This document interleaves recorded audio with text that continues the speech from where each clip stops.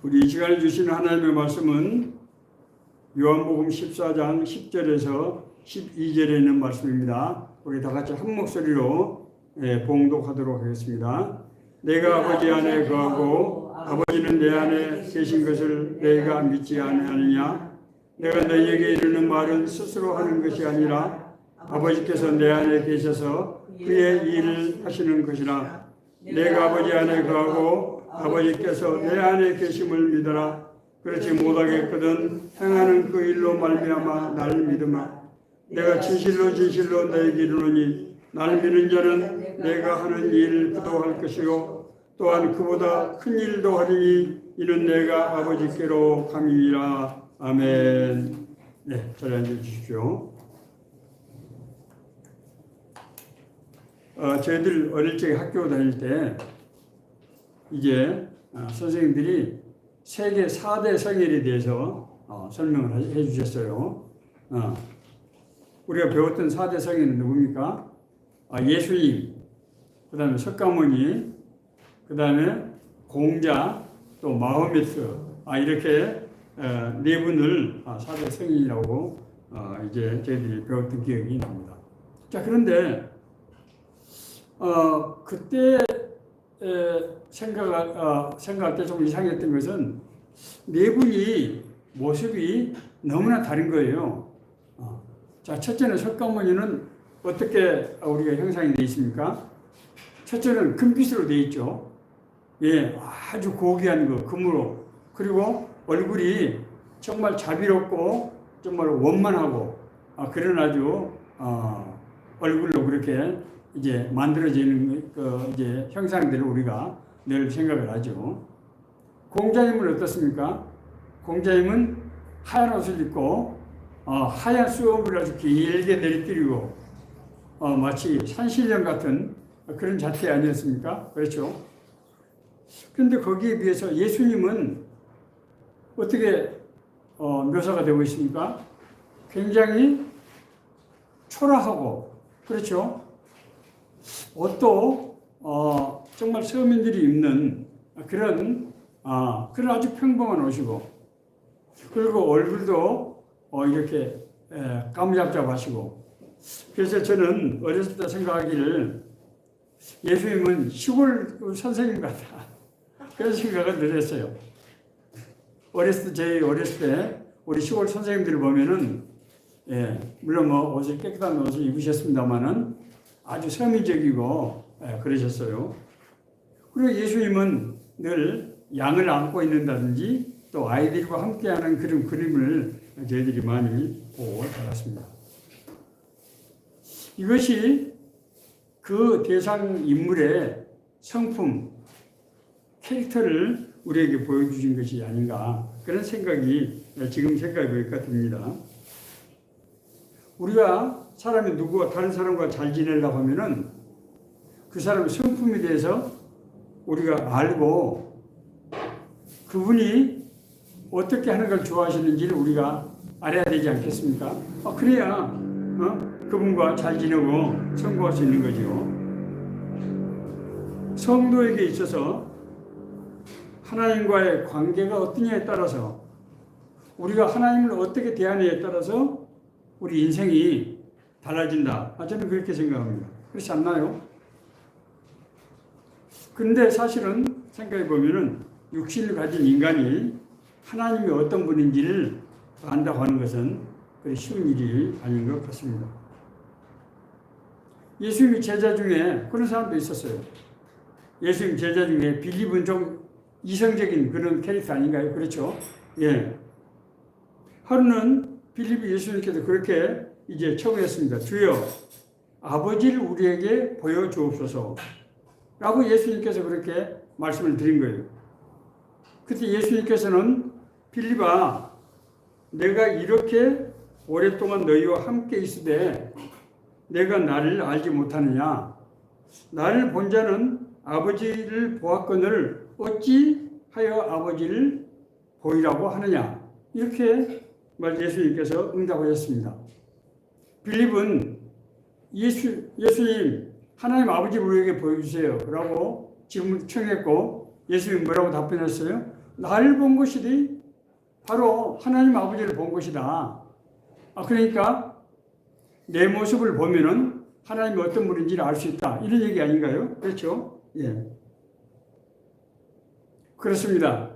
오늘날 이제 우리는 예수님을, 성경에 기록된 예수님을 통해서 하나님이 어떤 분인지를 알고 하나님께 어떻게 해야 올바른 신앙생활인가 하는 것을 우리가 알 수 있게 되는 것입니다. 그래서 오늘은 우리가 이 문제에 대해서 우리가 알아보려고 합니다. 먼저 예수님을 통해서 나타난 하나님의 모습을 우리가 살펴볼 필요가 있습니다. 자, 그런데 성경을 보면은 하나님의 시대에 따라서 그 모습이 달리 하신 것을 우리가 알 수 있습니다. 구약 시대 하나님은 어떤 분이셨습니까? 예, 인간이 감히 접근할 수 없는 정말 위대하시고 거룩하시고 그러나 엄하신 그런 분, 되게 그런 인식이 우리 남아있지 않나요? 그렇죠? 출애굽 때 하나님께서 이제 호렙산에서 계명을 내리셨는데 이때 백성들은 그 하나님이 임재하시는 그 산에 가까이 갈 수 없었어요. 가까이 가면 어떻게 됩니까? 죽음을 맞게 된다. 그렇게 모세가 얘기했기 때문에 가까이 그 앞에 가까이 접근할 수가 없었습니다. 이스라엘이 가나안 땅에 정착한 후에 여호와 하나님을 모시기 위해서 성전을 지었죠. 자, 그런데 그 성전 중에서 지성소는 하나님을 만나는 것이거든요. 그런데 그 지성소에 아무나 들어갈 수 있나요? 들어갈 수 없었습니다. 대제사장 한 사람만 들어갈 수 있는데 그것도 1년에 딱 한 번이에요. 구약시대 하나님은 우리에게 어떤 하나님입니까? 위대하고 거룩하신 분이지만은 두려움, 엄위하신 하나님, 그런 이미지가 우리에게 있습니다. 그런데 예수님께서 세상에 오시면서 하나님의 이미지가 이전과는 완전하게 달라지는 것을 우리가 알 수가 있게 됩니다. 우선 예수님께서는 하나님 나라에 대해서 제자들을 가르치시면서 어떤 방법으로 가르쳤었나요? 예수님께서는 강단에서 제자들을 교육시키는 게 아니에요. 제자들과 함께 살면서 자기 삶을 통해서 이것이 하나님의 기뻐하시는 일, 하나님의 나라다, 하나님의 모습이다, 이렇게 가르치신 거예요. 앞서 말씀드린 대로 빌립이 하나님을 보여달라고 했을 때 예수님께서는 내가 이렇게 너희와 오랫동안 너희와 함께 있으되 내가 나를 알지 못하느냐, 나를 본 자는 아버지를 보았거늘, 그렇게 말씀하고 있거든요. 나를 본 자는 아버지를 보았거늘. 예수님의 삶의 모습이 뭐예요? 하나님의 모습과 동일하다는 거예요. 예수님을 알면은 하나님을 알 수 있다는 거예요. 예수님과 하나님을 지금 동일시하고 있는 것입니다. 그리고 이제 예수님은 자기 자신이 이제 머지않아 세상을 떠나게 될 것이라고 하는 것을 아셨을 때 자기를 뒤이어서 하나님의 나라를 인도하실 성령님에 대해서 말씀하시면서 이제 뭐라고 말씀하시는가 하면은 성령님은 너희와 함께 거하시며 너희 안에 계시다. 그날에는 자기 예수님께서 아버지 안에, 그리고 우리가 그 예수님 안에, 그리스도께서 우리 안에 있는 것을 너희들이 다 알게 될 것이다. 그렇게 말씀하셨어요. 정말 이 말씀은 우리가 늘 읽어서 정말 익숙해진 말씀이긴 합니다만은 천지 만물의 창조주신 하나님, 지극히 높은 곳에 거하시는 하나님이 우리 안에 거하시고 우리가 하나님 안에 거한다고 하는 것은 도저히 당시로서는 상상도 할 수 없는 그런 말씀이었습니다. 뿐만이 아닙니다. 예수님께서는 하나님께 제자들을 이제 마지막으로 부탁하는 그 기도, 최후의 기도를 드리실 때 뭐라고 말씀하시는가 하면은 아버지여, 아버지께서 내 안에, 내가 아버지 안에 있는 것 같이 그들도 다 하나가 되어 우리 안에 있게 하사 세상으로 아버지께서 나를 보내시는 것을 믿게 하옵소서. 그렇게 얘기를 하는 겁니다. 아버지께서 예수님을 보내시는 것을 믿게 되면 어떻게 된다고요? 예수님이 아버지 안에, 아버지께서 예수님 안에 있는 것처럼 우리도 예수님과 하나님 안에, 하나님과 예수님이 우리 안에 있게 된다고 하는 것을 지금 말씀하고 계시는 거예요. 여기를 볼 때, 이 우리 신약의 시대의 하나님, 예수님을 통해서 우리에게 임재하신 하나님은 과거 구약 시대와 같은 그런 정말 무섭기만 하고 거룩하기만 하신 그런 하나님이 아니라 죄인 같은 우리와도 함께 하시고 더구나 우리 안에 거하시는 그런 하나님이라고 하는 것을 우리가 분명히 알 수 있게 되는 것입니다. 자, 그러면은 예수님께서는 이제 떠나시고 그 다음에 누가 오셨습니까? 성령님이 오셨습니다. 성령님은 예수님께서 행하신 모든 사역을 물려받아서 우리를 인도하시는 분이죠. 그러면은 성경에 나타난 성령님의 모습은 또 어떤 것인가 하는 것을 우리가 알 필요가 있습니다. 그렇잖아요? 네. 왜냐하면 지금은 성령 시대이기 때문에.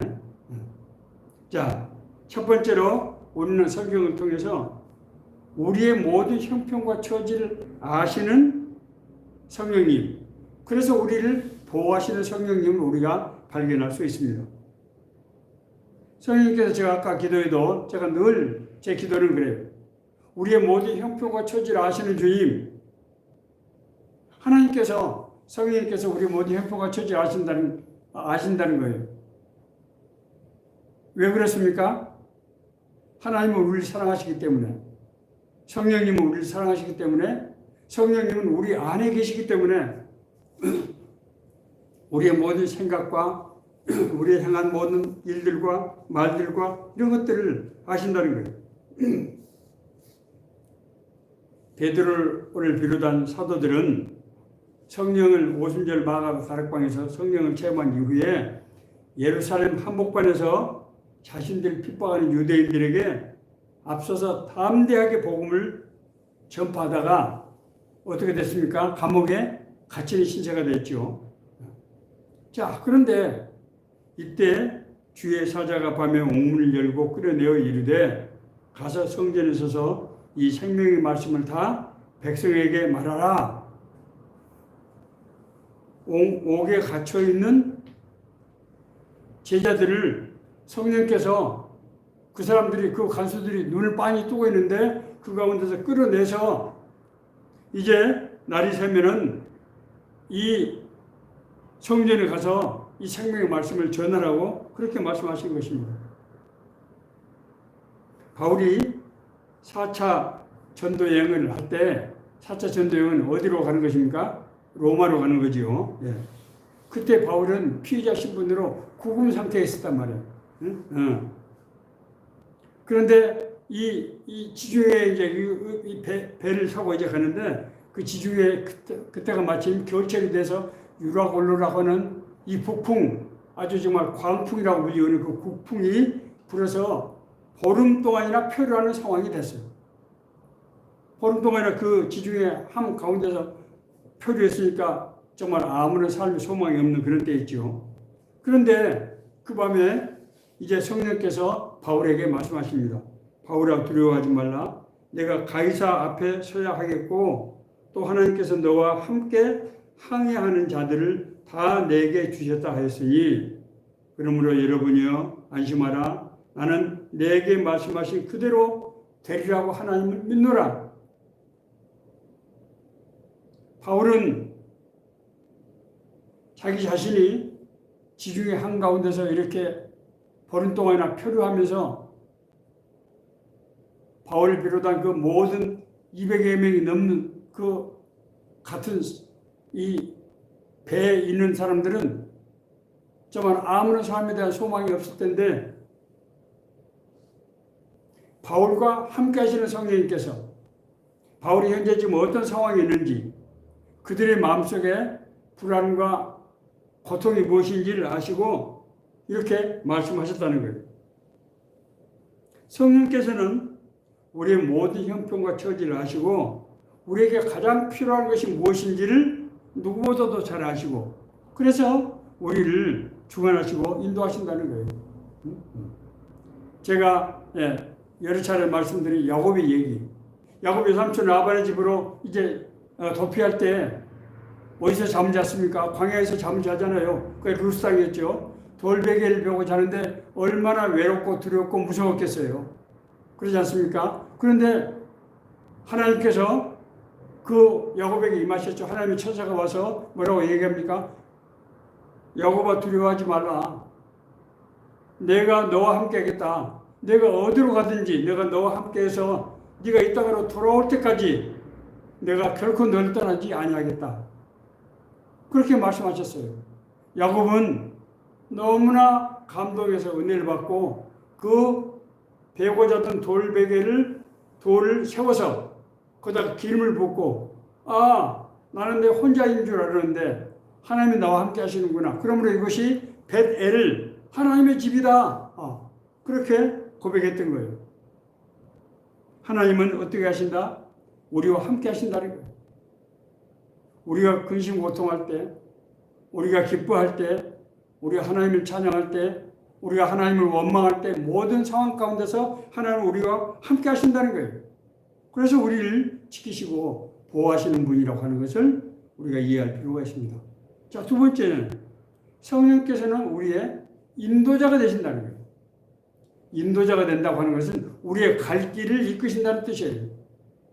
우리는 우리가 나름대로 판단하고 좋은 길을 선택해서 살아가는 것처럼 보이지만은 하나님이 사랑하시는 성도는 어떻게 한다? 하나님께서 우리 길을 이끄신다는 거예요. 성령님께서는 택하신 그런 자녀들에게 특별한 계획을 가지고 그 길로 이끌어 주시는 것을 성경은 거듭거듭 얘기하고 있습니다. 사도행전 8장에 보면은 빌립 집사가 등장하죠.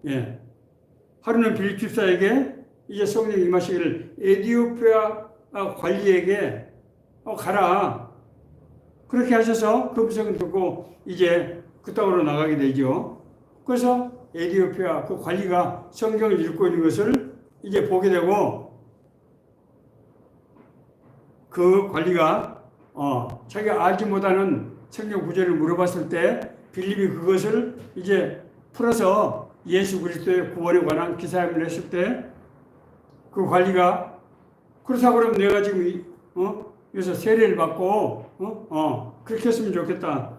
그래서 에디오피아 이 관리가 세례를 받고 그래서 본국에 돌아와서 에디오피아가 정말 예수 그리스도를 믿는 그런 나라가 돼서 오늘날도 에디오피아는 전체 국민 한 80% 정도가 기독교 신자인 것으로 그렇게 알려지고 있습니다.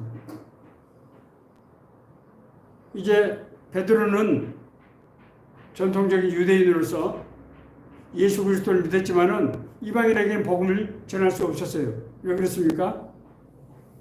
유대인들은 이방인은 구원 대상이 아니라고 생각했기 때문에 복음을 전할 수가 없었던 거예요. 그런데 이제 성령께서 베드로를 로마의 당시의 백부장인 고넬료에게 보내심으로써 고넬료뿐만 아니라 그 가족들이 전부 예수님을 믿고 구원받고 고넬료가 이제 구원을 받게 되자 그 휘하에는 많은 군사들이 또 예수님 앞으로 돌아오는 그런 역사가 일어나게 된 것입니다.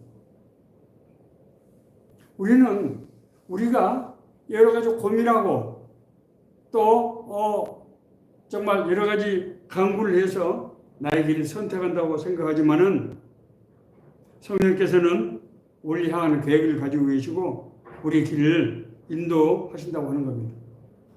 우리가 만난 사람들, 우리가 배우고 행했던 그런 것들, 우리가 정말 어려운 가운데 선택했던 이런 것들이 우리의 힘으로 된 것이 아니고 우연히 된 것이 아니고 하나님의 뜻과 계획 가운데서 인도하심이 있었다고 하는 것을 우리가 알아야 된다고 하는 것입니다.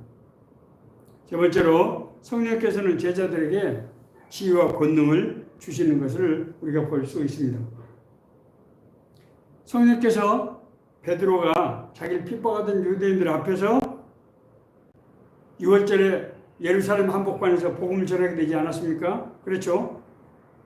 그때 이 베드로가 전했던 복음은 구약 성경에 나타난 메시아 예언을 소개하면서 그 메시아가 당신들이 고발해서 십자가에 못 박혀 죽게 한 바로 그 예수다. 그 예수님께서 다시 사심으로써 자신이 성경에 예언된 메시아임을 스스로 입증하셨다라고 전할 수 있었던 거예요. 베드로가 전한 내용은 율법학자들도 해석하기 어려운 그런 내용이었어요. 베드로는 정식 학문을 공부한 사람이 아니지 않습니까? 갈릴리 어부였죠. 그 사람이 이런 놀라운 복음을 전할 수 있었던 것은 뭡니까? 성령께서 지혜와 권능을 주신 것이죠. 제자들에게 성령의 강림 역사가 일어났을 때 집사 스데반을 통해서 기사와 표적들이 많이 일어났습니다. 그래서 이제 당시 유월절을 지키려고 예루살렘에 온 디아스포라 유대인들과 스데반이 일대 논쟁이 벌어지게 됐어요. 자, 그런데 이제 사도행전 보면은 스데반이 한 얘기가 아주 굉장히 여러 장을 통해서 이제 소개되고 있는데 그 내용들을 보면은 구약 성경 전체를 이제 관통하는 그런 메시지를 하고 있는 것을 볼 수 있습니다. 구약 성경을 예수 그리스도의 구원이라고 하는 구속사적인 관점에서 복음을 해석하는데 그런 메시지를 전하기 위해서는 이스라엘의 역사와 율법을 온전하게 알지 못하면 도저히 전할 수 없는 그런 메시지를 스데반이 전했다는 거예요. 이것도 무슨 역사입니까? 성령의 역사이시죠. 뿐만이 아닙니다. 베드로를 비롯한 사도들과 집사들에게 병 고치고 귀신 쫓아내고 심지어 죽은 사람을 살리고 복음을 전했을 때 사람들이 집단적으로 믿고 구원받고 회개하고 돌이키는 그런 기사와 표적들이 나타났습니다. 이것은 예수님께서 행하신 기사와 표적과 똑같은 하나님 나라의 권능임을 나타내고 있는 것을 볼 수 있습니다. 이제 이 상에서 우리는 성령님이 단지 어떤 초월적 능력만이 아닌 택한 사람의 모든 형편과 처지를 아시고 가장 필요한 것들을 공급하시고 또 그들이 하나님의 자녀임에 동시에 상속자로서 일을 할 수 있도록 권세와 능력을 주시고 이끄신다고 하는 거예요. 이것은 하나님의 뜻과 계획 가운데서 이루어진 일인데 그러므로 하나님은 지극히 높은 곳에만 계시는 것이 아니고 우리의 삶 가운데서 함께 하셔서 마치 예수님께서 제자들과 함께 하면서 하나님 나라를 가르친 것과 같은 똑같은 그런 모형이죠. 성령님께서 우리 안에 내주하시면서 우리와 동행함으로 하나님의 뜻 가운데로 인도하신다고 하는 것을 우리가 알 수 있습니다. 이것을 예수님께서는 뭐라고 표현하시는가 하면은 나는 내 양을 알고 양도 나를 아는 것이 아버지께서 나를 아시고 내가 아버지를 아는 것 같으니 라고 요한복음 10장 14절 15절에서 예수님이 말씀하고 있습니다. 내가 양을 알고 양도 나를 알고 그렇게 해서 항상 동행하는 삶을 살게 된다고 하는 것입니다. 자, 그렇다면은 우리는 성령님을 어떻게 대해야 되겠습니까? 우리가 반드시 먼저 기억해야 될 것은 성령님은 단순한 능력이 아니라 인격이라는 점을 우리가 확실히 이해하고 거기에 맞춰서 살아가야 된다고 하는 것입니다. 성령님은 인격이시고 더구나 우리와 함께 하시는 분이기 때문에 우리의 모든 형편과 처지를 아시고 우리의 마음의 생각과 뜻을 감찰하시는 분이라는 거예요. 그러므로 성령님을 내 뜻과 계획 가운데서 이용하려고 해서는 안 된다는 거예요. 그런 인물이 사도행전에 나오지 않습니까? 누굽니까? 마술사 시몬입니다.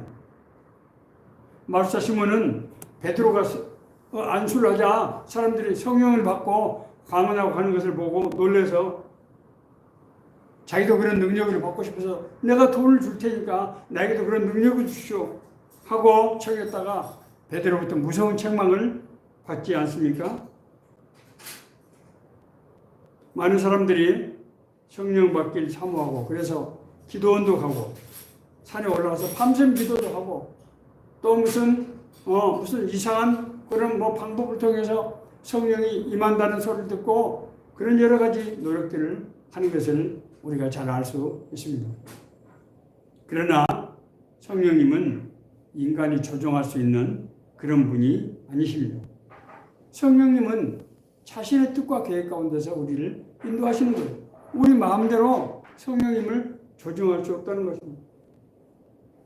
바울은 자기 자신을 통해서 성령의 권능이면서 바울 통해서 많은 사람들이 귀신으로부터 해방되고 질병을 고치고 하나님을 믿고 영접하는 그런 은혜들을 받았어요. 자, 그런데 바울 자신은 자기 고질적인 질병으로 큰 고통을 받았다는 것입니다.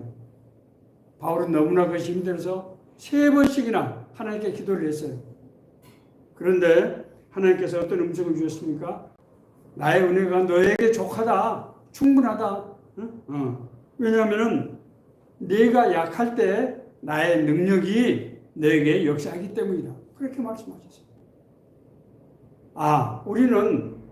우리가 정말 병치레하지 않고 항상 건강하고 경제가 어려움 당하지 않고 인간에서 문제가 없고 세상에 걱정, 근심, 불안, 의심 없이 정말 살아갔으면 좋겠다고 늘 생각하지만은 하나님은 우리보다도 더 잘하시고 우리를 하나님의 뜻 가운데로 인도하신다고 하는 것입니다. 자, 그렇기 때문에 우리가 하나님을 대할 때는 진심과 성실로 대해야 합니다. 예수님께서 이제 영생을 얻기를 구하는 수가성 여인에게 뭐라고 말씀하셨습니까? 하나님의 영이시니 예배하는 자가 신령과 진정으로 예배할지니 그렇게 말씀하고 있습니다. 하나님의 은혜를 받으려면 어떤 예배를 드려야 된다고요? 신령과 진정의 예배. 이것은 우리말로 하면은 정말 진심과 성실함으로 드리는 예배를 말하는 거예요. 그래야만 영이신 하나님의 은혜를 입을 수 있다고 하는 것을 말씀하고 있는 것입니다. 즉 예배는 형식의 문제가 아니라 예배의 대상인 하나님을 정말 진심으로 사모하는 마음으로 대할 때 이제 우리 신앙이 구별이 되고 은혜를 받을 수 있게 된다고 하는 것입니다. 저는 그래서 예배의 태도를 보면은 그 사람의 신앙을 알 수 있다. 저는 늘 그렇게 생각합니다. 예배 드릴 때 정말 그 사모하는 마음으로 그 정말 은혜를 간구하는 마음으로 드는 예배는 그 눈빛과 그 몸의 표정과 하는 것이 다를 수밖에 없다고 하는 것입니다. 두 번째는 성령의 뜻을 분별하도록 노력을 해야 합니다. 너희는 이 세대를 본받지 말고 마음을 새롭게 함으로 변화를 받아 하나님의 선하시고 기뻐하시고 온전하신 뜻이 무엇인지 분별하도록 하라. 바울은 그렇게 말씀하고 있습니다. 내가 처하고 있는 상황에서 어떻게 하는 것이 하나님의 뜻에 합당한 것인지를 우리가 늘 생각을 하고 그 뜻에 순종하는 삶을 살아야 된다고 하는 것입니다. 자, 그런데 하나님이 영이시고 우리는 육신을 가진 인간이라고 우리가 영적인 신호들을 어떻게 잘 알 수가 있습니까? 우리가 영적인 분별력을 갖기 위해서는 성령의 조명하심, 성령께서 우리의 빛을 비춰줘야만 우리가 그것을 알 수 있습니다. 자, 그런데 성령의 조명, 성령의 비추심은 어떤 때 우리에게 임하게 됩니까? 우리가 하나님의 뜻에 합당할 때, 하나님의 뜻 가운데, 인도하신 가운데 있을 때 우리가 성령의 메시지를 들을 수가 있는 거예요. 다시 말씀드려서 하나님께 순종하지 않는 삶을 사는 사람이 하나님의 뜻을 분별하고 그 뜻대로 살 수가 없다고 하는 것입니다. 많은 경우에 영적인 분별력을 마치 일종의 자신의 능력으로 생각해서 이런 능력을 과시하거나 이걸 가지고 무슨 자기 문제를 해결하거나 이득을 얻으려고 하는 그런 것들을 우리가 종종 보게 됩니다. 그러나 이러한 자세는 하나님의 성령을 인격적으로 이해하는 것이 아니고 성령을 특별한 초월적인 능력으로 이해해서 그것을 이용해서 자기 목적을 이루려고 하는 불순한 의도에서 비롯된 것이라고 하는 것입니다. 이런 사람에게는 절대로 하나님의 은혜가 임하지 않습니다. 하나님의 은혜를 가운데서 행할 수가 없게 되는 것입니다. 뿐만 아니라 우리가 하나님의 인도하심 가운데서 행해야 합니다. 하나님의 인도하심. 앞서 제가 말씀드렸습니다. 하나님의 뜻 가운데 있는 성도는 하나님께서 그 길 인도하신다. 인간은 내가 이성으로 판단해서 내가 나에게 가장 합당한 것, 좋은 것을 선택해서 그렇게 사는 것이 하나님의 뜻이다. 이렇게 생각하는 경우가 있지만은 성경은 절대로 그렇게 가르치고 있지 않습니다. 이사야서 55장 8절은 이는 내 생각이 너의 생각과 다르며 내 길은 너의 길과 다름이니라 여호와의 말씀이니라. 하나님의 생각과 우리의 생각이 다르다는 거예요. 성령님께서는 택하신 자를 향하신 뜻과 계획을 가지고 계시기 때문에 그 뜻과 계획이 그 사람이 생각하는 뜻과 계획과 다른 경우가 종종 발생한다고 하는 것입니다. 우리가 어떤 좋은 의도를 가지고 기도를 하고 또 그걸 추구하는 시도를 하고 하는데 일이 이루어지지 않는 경우가 빈번하게 발생하게 됩니다. 그래서 어떤 사람들은 그 기도가 응답될 때까지 끈질기게 기도를 해야 된다라고 하는 것을 우리가 이제 보게 됩니다. 그런데 자칫 이런 것은 마치 자기 인생이 자기 것이기 때문에 내가 선택하고 내가 결정한다 라고 하는 잘못된 믿음에서 비롯된 것이 아닌지를 우리가 생각해 보아야 한다고 하는 것입니다. 특히 이런 문제는 신자들이 예기치 않는 고난을 겪게 될 때 이런 문제가 많이 제기됩니다. 이럴 때 정말 혼란스러워하고 하나님께서 인도하신 것이 하나님께서 우리를 인도하신다고 하는데 이것이 하나님께서 정말 아시는 것이 맞는가? 내가 올바로 정말 내가 믿는 하나님이 정말 인간의 생사화복을 주관하신 그 하나님이 맞는가? 이런 혼란과 의심 가운데 빠진 경우가 많다고 하는 것입니다. 이런 경우에 우리는 두 가지 원인을 생각해야 합니다. 첫 번째는 자신이 지금 생각하고 추구하는 일이 진짜로 하나님의 뜻에 합당한 일인가, 그것이 맞는 것인가 하는 것을 우리가 냉정하게 생각해 봐야 된다고 하는 것입니다. 이럴 경우에 이제 하나님 앞에서 이거는 물어봐야 됩니다. 하나님 아버지, 나는 이런 생각으로 이런 관점에서 이렇게 추진하고 있는데 지금 길이 막히고 여러 가지 어려움 장애가 생기는데 이것이 하나님의 뜻입니까? 내가 지금 추구하고 가고자 하는 길이 정말 하나님께서 기뻐하시는, 인도하시는 그 길이 맞습니까? 라고 하는 것을 물어봐야 된다.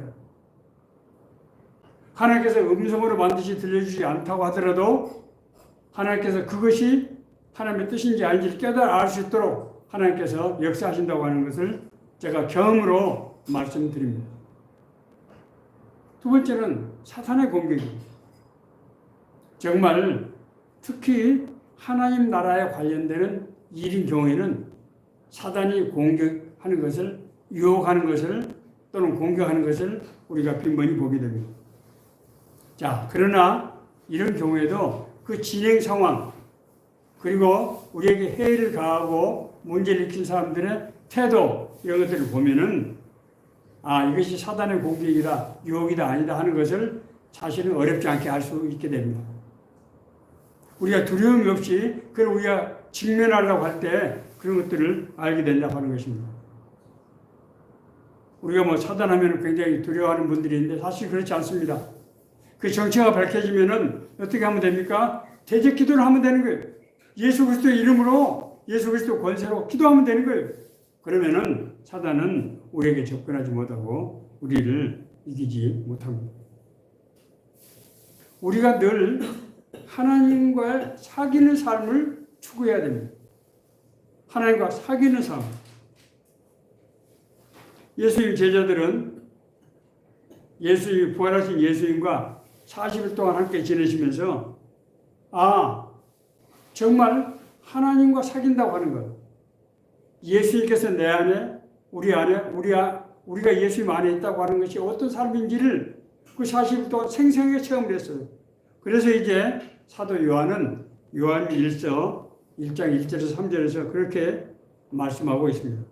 우리가 보고 들은 바를 너희에게도 전하면 너희로 우리와 사귐이 있게 하려 함이니 우리의 사귐은 아버지와 그 아들 예수 그리스도와 더불어 누립니다.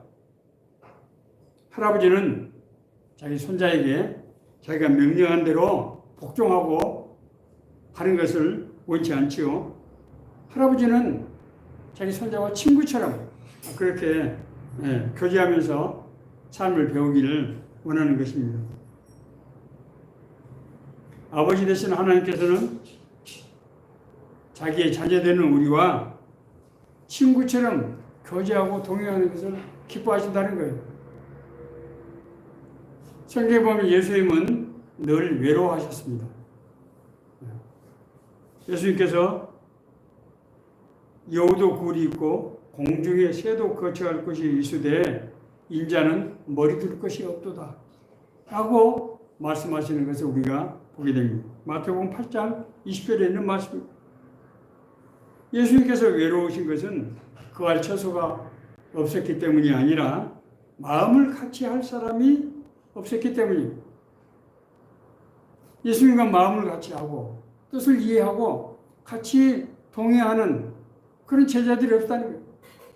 제자들은 예수님께서 예루살렘 성에 입성하시고 난 후에 이제 예수님이 임금이 되실 텐데 그러면은 나라에 중요한 직책들 누가 맡을 것이냐를 놓고 서로 다투고 하는 그런 우리가 이해할 수 없는 장면을 보게 되는데 그것이 사실은 우리 자신의 얘기가 아닌가 하는 그런 생각이 든다고 하는 것입니다. 예수님은 자기 자신을 따르는 무리들이 하나님 나라에 대한 관심이 아니라 자신의 삶의 문제를 해결하는 데 관심을 가지고 예수님을 임금 삼으려 했던 것을 예수님이 너무나 잘 알고 계셨습니다. 그래서 이제 예수님께서는 자기들의 삶을 통해서 자신의 삶을 통해서 그 제자들과 함께 하시면서 하나님 나라가 자기들에게 임했다고 하는 것을 인도하시는 것을 권세와 능력을 주시는 것을 실제로 보여주신 것입니다. 그래서 이제 예수님께서는 이 하나님, 우리가 어떻게 하나님을 이해하고 하나님을 대해야 될 것인가 하는 것에 대해서 내가 아버지 안에 거하고 아버지께서 내 안에 계심이라 그렇게 말씀하시면서 나는 양을 알고 양도 나를 아는 것이라고 이렇게 표현을 하면서 거듭거듭 우리가 하나님을 믿고 섬기는 것은 하나님을 지극히 높은 거룩하신 하나님을 섬기는 것이 아니라 하나님께서 우리 안에 계시고 우리가 하나님 안에 계셔서 우리와 동행하는 삶 가운데서 하나님의 뜻, 하나님의 나라가 이루어진다고 하는 것을 우리가 깨닫고 그런 믿음으로 또 그런 신앙을 추구하는 삶을 살게 되기를 바란다고 하는 것입니다. 오늘날 참으로 정말 죄악이 관영하고 세상 사람들이 세상을 살아가는데 너무 힘들어하는 것 같습니다. 야곱이 돌베개를 베고 자고 나서 이 고난의 삶의 현장에 나 혼자만 버려진 줄 알았는데 하나님께서 나와 함께 하시는구나. 그리고 하나님께서 내가 다시 돌아올 때까지 내가 결코 널 떠나지 않고 너와 함께 하신다고 하는 그 약속의 말씀을 깨달았던 것처럼 이 정말 거칠고 험한 세상 가운데서 우리와 함께 하시는 주님, 우리와 동행하시는 주님을 이해하고 그 주님의 합당한, 그 주님에 맞는 그런 서로 교제하고 사귀는 삶을 살아가는 우리 모두가 되시기를 예수 그리스도 이름으로 간절히 축원합니다. 아멘. 우리 잠깐 기도하겠습니다. 우리에게 은혜를 베푸셔서 우리를 구원해 주시고 우리를 주님과 동행하는 삶을 살게 하신 것 인하여 감사드립니다. 우리가 그 하나님의 뜻을 분별하고 주님과 동행하는 삶을 살 수 있도록 이끌어 주옵소서 하는 기도를 우리 1분만 하겠습니다. 거룩하신 아버지 하나님, 참으로 감사와 찬양과 영광을 드립니다. 하나님께서 우리를 구원하여 주시고 이제 우리 안에 하나님의 영을 회복하사 우리가 언제 어디서 무엇을 하든 우리와 늘 함께 하시며 우리와 동행하심으로 우리 삶 가운데서 하나님의 뜻이 이루어지게 해 주시고 우리의 하나님의 나라를 이루게 하는 놀라운 은혜 가운데 있다고 하는 것을 깨닫게 해 주시니 감사드립니다. 이런 하나님을 우리가 오늘 알 수 있도록 인도해 주시니 참으로 감사드립니다. 우리가 이것을 확실히 이해하고 이 의미를 붙잡고 나아갈 때 정말 우리 삶 가운데서 저렇게 뜨겁게 가진 일들이 이루어지는 놀라운 역사가 있게 하여 주옵소서.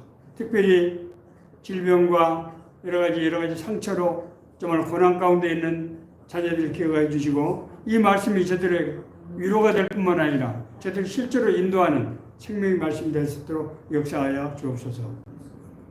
함께 하심을 감사하고 예수님 거룩한 이름으로 기도하였습니다. 아멘.